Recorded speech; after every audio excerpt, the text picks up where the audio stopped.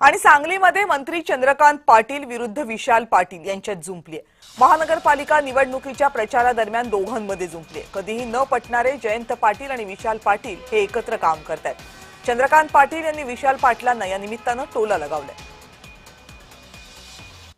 म्हणजे ज्या संजय काकांची आणि विशाल पाटलांची कुस्ती झाली तेही गळ्यात गळा घालून फिरत आहेत। ज्या संजय काकाचं आणि जयंतरावांचं फारसं शक्य नाही ते गळ्यात गळा घालून फिरत आहेत।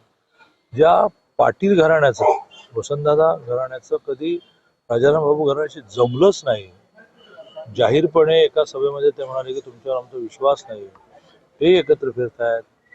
आणि त्यामुळे सत्तेसाठी काही असं सगळं चाललेलं आहे।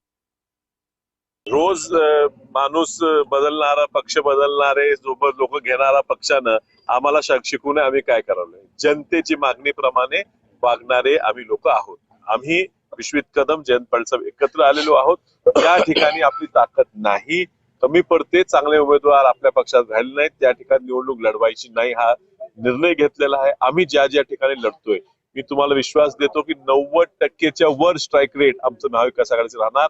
आम्ही दोन्ही पक्ष मिळूनच 40चा आकडा पार करणार।